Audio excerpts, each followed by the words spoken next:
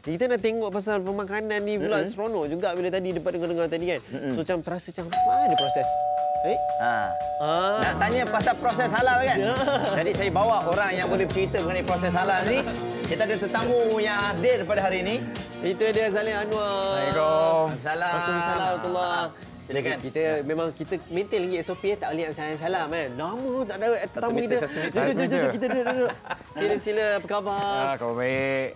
Kita bila sebut pasal makanan tadi, kita pasal halal ni pun satu perkara yang pasti berkait kan tentang ni kan. Jadi satu kita menerima ketibaan ni Zalim Anwar ni kita nak tahu pasal macam mana klasifikasi pemakanan yang halal. So secara umum lah macam mana Zalim macam mana tu nak katakan klasifikasi makanan halal ni?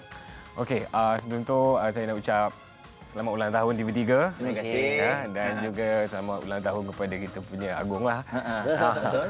Okey, so klasifikasi pemakanan halal. Halal ni sebenarnya dia, yelah kita pun faham kan orang Islam kan. Dia nak katakan dia semua makanan tu kebanyakannya halal. Kebanyakannya memang halal. Cumanya kalau dalam Islam ni yang haram tu je yang ada limit dia. So pemakanan kita ni limitation dia, had dia adalah yang haram. Yang mana yang selain yang dalam guideline atau selain daripada limitation tu semuanya halal. Betul? So nak kata klasifikasi itu macam banyak sangat halal. Banyak sangat. Apa-apa pun ada je yang halal. Betul. Tapi selaku ketua khidmat perundingan halal ni HDC ni, pastinya untuk peniaga-peniaga ni sangat pentinglah untuk nak dapat sertifikat halal ni kan. Sebab macam tadi dikata semua halal. Tapi bila ada logo ataupun sertifikat yang halal ni, kita lebih yakin. Jadi bagaimana untuk SME ni apa semua? Kalau kita faham nak dapat ni bukan senang. Kalau senang nanti semua orang nak dapat, takut orang ambil kesempatan. Jadi bagaimana dari segi untuk nak mendapatkan Okey. Sebelum tu ada dua jenis halal. Satu ni halal ialah halal yang kita faham lah kan. Dari sudut kita faham sendirilah. Satu lagi pensijilan halal. So kita nak bercakap pasal pensijilan halal lah. Bukan nak katakan benda yang tak ada logo halal tu tak halal kan. Kita masak kat rumah tak halal. So yang pensijilan halal ni dia lebih kepada ada dia punya peraturan-peraturan, lebih kepada pengkualitian kualiti makanan tu sendiri. So adalah dia punya guidelines dia. So bagi sekarang ni kita pun dah nampak industri tu booming kalau macam masing-masing nak jalankan bisnes lah. Impact daripada situasi COVID ni. So bagi yang saya rasa halal tu terbuka untuk semua. Nak dapatkan makanan halal ni kalau kebanyakan orang assume orang akan bercerita susah. Tapi apa yang saya boleh cakap halal tu sebenarnya tak susah. Kan nak dapatkan pensijilan halal tu tak susah. Cumanya bergantunglah kepada macam mana SME syarikat-syarikat ni hasilkan makanan dia. Kan kalau setengah orang dia hasilkan 5 jenis produk makanan. Kan setengah orang hasilkan 100 produk makanan. So nak bandingkan 100 dengan 5 siapa yang lagi senang? Kan 5 lah. Kan. So nak dapatkan halal ni dia cuma ikut garis panduan yang ada. Adaptasikan dia punya production itu mengikut kehendak-kehendak halal. HDC ada sediakan geran tak untuk yang pengusaha SME ni? Geran kita tak ada geran untuk pengusaha-pengusaha tapi kita ada bantuan dari sudut program. Contoh macam saya punya servis, khidmat saya lebih kepada rundingan halal lah. Doktor halal lah senang cerita. Kalau ada, sebab orang kata macam, dia bukan pukul rata halal ni. Masing-masing ada masalah dia sendiri. Dia tak boleh nak tanya kawan sebelah dia, aku buat halal macam ni. Orang ni buat halal macam ni kan. So, sebaik-baiknya dia punya masalah, dia jumpa terus tanya apa masalah dia. So, kita identify apa masalah-masalah dia. Mungkin masalah dia baru nak bermula, dia buatnya dapur tu, dia punya penghasilan tu di dapur. Setengah orang dia dah ada premis sendiri. Ada mesin dia. Okey, jadi selain benda tu juga kalau kita lihat kontroversi-kontroversi yang melanda ni, apa agaknya peranan HDC sendiri yang nak mengawal mereka? Sebab kadang-kadang bila kita rasa ada pensijilan halal, tiba-tiba rupanya tipu, buat yang tiruan dan sebagainya. Jadi apa tindakan-tindakan yang dilakukan? Okey, bila datang kontroversi ni, yang pertamanya kena rujuk kepada JAKIM lah sebab dia adalah autoriti dalam halal kan. Okey, di sini HDC dia membantu. Satu membantu dia akan apa yang JAKIM dah beritahu apa semua kita support. Kemudian HDC di sini contohlah syarikat tu dia bermasalah kontroversi apa semua, kita kita datang untuk bantu dia. Apa masalah-masalah dia? Kita bukan nak sama dia, kita nak bantu dia. Nak bantu dia. Betul ke dia? Mula kita betul ke dia ni salah? Apa salahnya? Kadang kekeliruan. Sebab halal ni sensitif. Bila ada isu naik sikit, nanti public secara general dia akan confuse sebab benda tu sensitif macam apa ni, ada DNA babi ke apa ke kan, kita dah lama pakai, kita dah lama makan kan, tapi cerita sebenar dia lain, dia lebih kepada teknikal apa semua kan. So kita cuba bantu apa dari sudut dia punya pemprosesan satu, dan dari sudut dia punya penyampaian kepada masyarakat lah, ataupun kita pun fokus juga dalam pengurusan krisis dia kan, macam mana dia bercakap, dengan siapa yang perlu dia bercakap kan, macam mana cara dia nak betulkan persepsi masyarakat.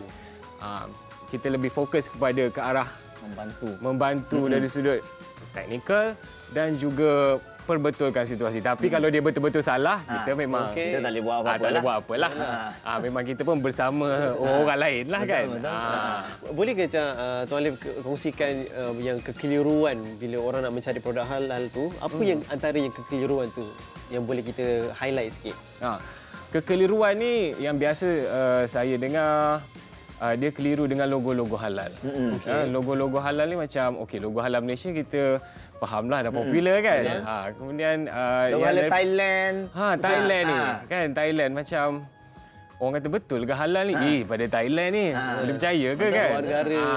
Apa yang saya boleh cakap, insya-Allah boleh percaya. Insya-Allah boleh percaya sebab walaupun dia orang negara bukan Islam apa semua, tapi kita kenal dia punya certification body dia kan. Dia memang betul-betul buat halal apa semua. Cumanya di Malaysia ni kita punya inisiatif sebagai negara, kita ada list yang kita recognize logo-logo halal yang itu saja dibenarkan masuk dalam Malaysia. Tapi satu, ada juga yang lain terlepas juga yang kita tak recognize. Tapi itu mungkin melalui contohlah melalui contoh dia masuk pintu darat apa semua, masuk dalam lori apa semua kan. Mungkinlah ada terlepas kat situ. Tapi kalau diikutkan nak ekspor masuk dalam Malaysia, import ke Malaysia, dia kena yang kita recognize. Jadi secara ringkasnya, mungkin ada kesulitan kalau kita nak ekspor barang-barangan halal kita di keluar negara yang dibantu sendiri oleh HDC untuk SME ni? Ya, di HDC kita ada maaf kalau salah sebut saya ingat nama dia Trade Facilitation Program. So jika company tu dia dah layak, dia dah bersesuaian, kita akan bantu dia. Dari sudut macam-macam lah. Sebab dalam Malaysia ni kita bukan satu agensi, kita ada banyak kan. Dan masing-masing ada sokongan dia. Tu Maida lah, MITI kementerian, semuanya. Kita ada program-program untuk membantu dia masuk ke dalam negara tu. Sebab negara tu kebanyakan yang kita nak ekspor tu, dia pun ada dia punya guideline, apa semua kan. So kita akan bantu dari sudut tu. Cumanya nak kata kalau semua orang boleh ekspor, kena ingat satu kita kena ingat demand dekat negara tu sendiri. Contoh Jepun kan. Jepun macam semua orang nak ekspor Jepun. Tapi sebagai pengeluar, kena tahulah market di Jepun tu dia orang nak apa kan. Takkan dia orang nak kita nak ekspor apa ketupat. Betul. Yang dia orang tak makan. Yang dia orang pun bukan makan-makanlah, cuma tak biasa. Demand tu tinggi ke rendah kita tak tahu. Orang Malaysia sendirilah beli kalau ada pun. Kena tahulah apa yang dia nak ekspor. Cuma kita akan bantu. Banyak juga sebenarnya maklumat yang boleh kita kongsikan, tahu tentang pasal halal, tentang HDC kan. Ada tak channel macam aplikasi untuk para di luar ni, warga Malaysia nak tahu macam mana untuk perkembangan informasi terkini ke apa ke?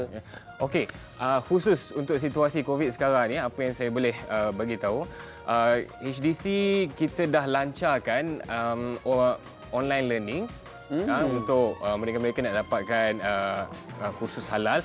Dan kursus halal ni adalah in a way perlu sebab syarikat-syarikat yang dia audit halal tu, pekerja dia kena tahu berkenaan halal, dan bila kena audit dia orang kena tunjuk sijil yang dia orang dah attend training halal.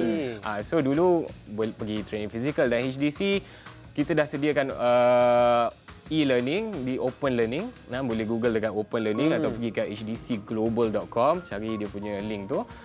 So boleh dapatkan sijil training halal, maksudnya dah pergi halal. Dan satu lagi kita akan lancarkan dalam masa terdekat, Halal Integrated Platform. So ini kita buat community halal.